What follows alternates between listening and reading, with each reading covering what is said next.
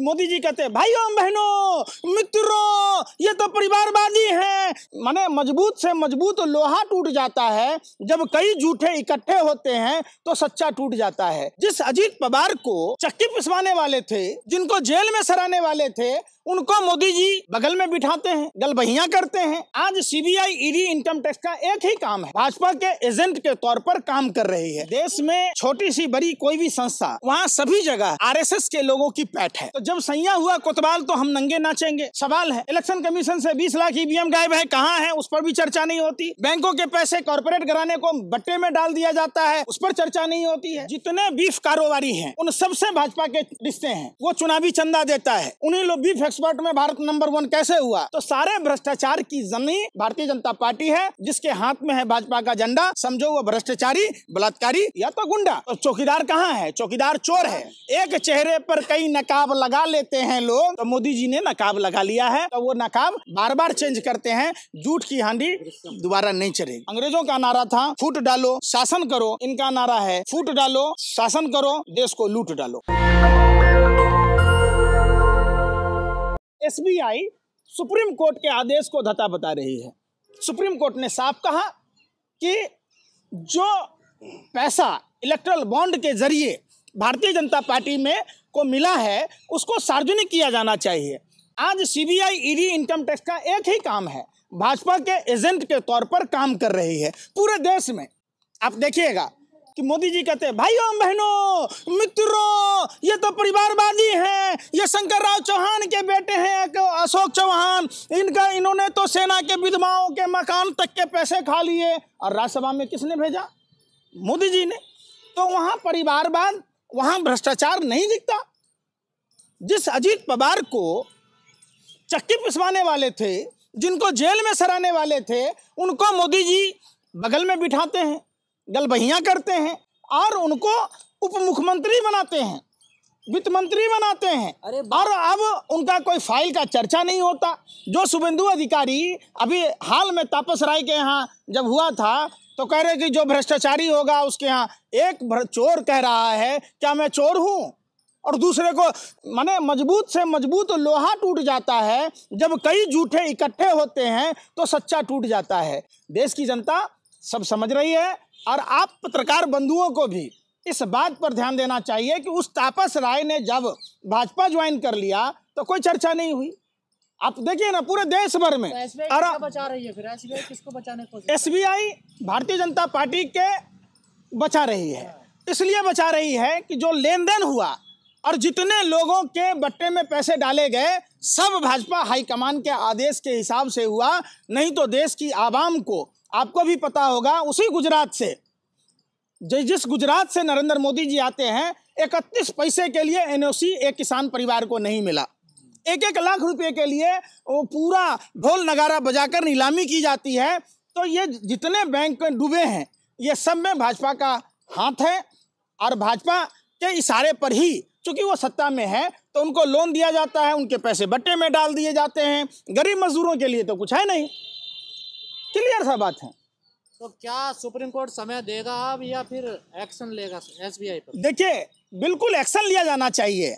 माननीय supreme court को संज्ञान लेते हुए ऐसे अधिकारियों पर कार्रवाई करनी चाहिए जिन्होंने देशद्रोह का काम किया। अवमानना के केस अभी शुरू नहीं हुआ, ना दर्ज किया गया।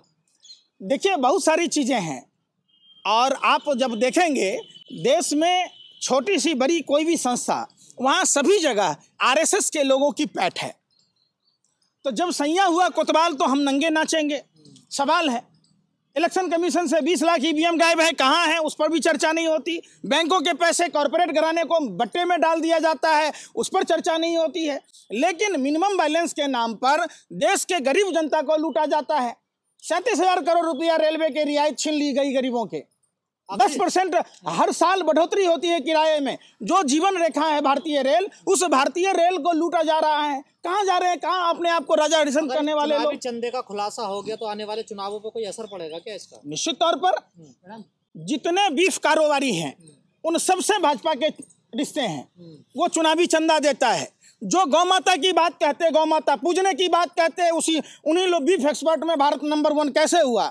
सुप्रीम कोर्ट को भी इन चीज़ों पर भी संज्ञान लेना था, क्योंकि ये नफरत का जो बीज बोया जा रहा है भारतीय जनता पार्टी के द्वारा। आप देखिएगा कि जितने बीफ एक्सपर्टर्स हैं सबसे चंदा ले रखी है भाजपा। ये जांच की विषय है। सहारा बिरला का फाइल जिसमें लेन देन का बात था, जिसने क्लीन चिट दी, आज क्या हुआ? सहारा में लोग, गरीब जनता का पैसा डूब गया। जो नारदा का पैसा था, शारदा का पैसा था, शुभेंदु अधिकारी नेता प्रतिपक्ष हैं। तो सारे भ्रष्टाचार की जमीन भारतीय जनता पार्टी है, जिसके हाथ में है भाजपा का झंडा। समझो वो भ्रष्टाचारी, बलात्कारी या तो गुंडा। लेकिन आप देखिए ना, वे लोग कहते तिलकधारी इसे लोग लफाजी करते हैं, कुछ ना कर पाएंगे भाजपा का। देखिए भाजपा तो इतनी डरी हुई है, सहमी हुई है, ये आप लोगों के दिमाग की उपज है। 400 पार। मान लीजिए आपके पास 100 नई शर्ट है और नई शर्ट खरीदने की कैपेसिटी है, तो आप पुरानी शर्ट खरीदेंगे? नहीं खरीदेंगे ना। आप बताओ ना। तो जो भारतीय जनता पार्टी बगैर बेईमानी के मेयर का चुनाव जीतने की औकात नहीं है, 36 में से 8 वोट बेईमानी करती है मेयर के चुनाव में, तो जहां 90 करोड़ मतदाता मत डालते हैं वहां कितनी बेईमानी करता होगा। और देख लीजिए झारखंड में गीता गौरा, आप देख लीजिए महाराष्ट्र में छगन भुजबल, हसन मुशरीफ, तमाम नेताओं को लाया गया। बिहार में देख लीजिए जिस सम्राट चौधरी का डीएनए कांग्रेस का है, आरजेडी का है, अयोग्य कहते थे। शकुनी चौधरी पिता हैं सम्राट चौधरी के, तो मुरट्ठे नहीं खोल रहे थे जब तक नीतीश कुमार को मुख्यमंत्री पद से हटा नहीं देंगे, हम मुरट्ठा नहीं खोलेंगे। अब तो मुरट्ठा बांध के गलबहिया ना कर रहे हैं। आप समझिए, जिस भाजपा को अपना प्रदेश अध्यक्ष नहीं मिल रहा है, वो राजद के अयोग्य आदमी को अपना प्रदेश अध्यक्ष सुयोग्य मान रहा है, तो विपक्षी पार्टी की ताकत समझना होगा। जानना चाहता कि आप मोदी के परिवार हैं या नहीं है, उसमें शामिल हैं आप? मोदी का परिवार हम कैसे हो जाएंगे? हम तो आप। अपने बाप के परिवार हैं।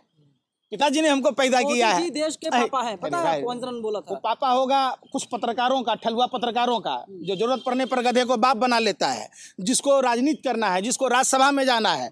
ऐसे पत्रकार जैसे सुभाष चंद्रा जैसे लोग हैं, तो जिनका पैसा माफ कर दिया गया। 40 करोड़ को अपना परिवार बता। अरे भाई, परिवार आपका कौन होगा? आपके माता पिता, आपकी पति पत्नी, परिवार उनका जसोदाबेन है। कहिए ना उनको गले लगा ले। 140 करोड़ भारतीयों में जसोदाबेन नहीं आती है क्या? जो सोशल मीडिया पर लिख रहे हैं मैं भी मोदी का परिवार, उसके लिए क्या कहें? अरे वो भाई लिखने वाला तो ये भी कह रहा है, ऐसा भी अनुभक्त देखा, मैं कहना नहीं चाहता। एक अनुभक्त ने कहा कि मेरी माँ के साथ अगर मोदी जी सुहागरात मना लेते तो मेरा सौभाग्य होता। तो वो अनुभक्तों का क्या कह सकते हो आप? ये कोई कहने की चीजें हैं? मनवाने देंगे आप? अरे भाई जसोदाबेन के बारे में पूछ ना लो कि जिसके मांग में सिंदूर भरा नरेंद्र मोदी जी, जिसको 7 फेरों की गारंटी दिया था, जिसके साथ अग्नि के फेरों की गारंटी दिया, वो मोदी का परिवार क्यों नहीं? क्या मोदी का परिवार तो हुआ है जसोदाबेन। मैं चौकीदार, कभी मैं परिवार की, क्या देश में चल क्या रहा है? भाग्य नीरव मोदी सोता रहा चौकीदार। भाग्य ना विजय माल्या, तो चौकीदार कहाँ है? चौकीदार चोर है। चौकीदार के रहते ही तो देश को लूटने वाले लुटेरे भाग गए, उनके पैसे बट्टे में डाल दिए गए। किसी ने प्रहलाद मोदी का एक इंटरव्यू किया, मोदी के भाई का, आपने सुना? बताओ ना क्या किया, बताओगे तब ना। उन्होंने कहा नरेंद्र मोदी को कोई मतलब नहीं था, नरेंद्र मोदी घर पर नहीं थे कभी। आपने वो भी इंटरव्यू सुना होगा। उनके घर के लोग कहते थे कि जब इनको बेटा का धर्म निभाना था, जब अपने परिवार की देखभाल करनी थी, तो 40 साल भीख मांग के खाए। जहाँ अपने माँ बाप की सेवा करनी थी, जहाँ अपने पत्नी के साथ गृहस्थी जीवन जीना था, तो उन्होंने तो बिताया नहीं। आपने वो भी देखा होगा ना, कि क्यों नहीं देखा? परिवार उस समय, सुनिए, मोदी जी का परिवार मणिपुर के वो पीड़िता नहीं है, कानपुर के जो घटना हुई है, क्या वो परिवार नहीं है? वो देश के किसान भाई परिवार नहीं है? वो छात्र नौजवान जो 2019, 20, 21 में SSC GD का फॉर्म भरा था, रेलवे का फॉर्म भरा था, क्या वो परिवार नहीं है? क्या देश की पहलवान बेटियां, क्या उनका परिवार नहीं है? जो अजय मिश्रा टेनी का बेटा, जिन किसानों को अपनी थार से कुचल दिया, क्या वो उनका परिवार नहीं है? आप बताओ ना। महंगाई की मार झेल रही देश की महिलाएं, माँ बहन बेटियां, आज अंतर्राष्ट्रीय महिला दिवस है। कम से कम प्रधानमंत्री जी परिवार अगर मानते हैं तो जो पुराना दिन था 400 रुपये वाला सिलेंडर, घट तो गया 100 रुपया दाम सिलेंडर का।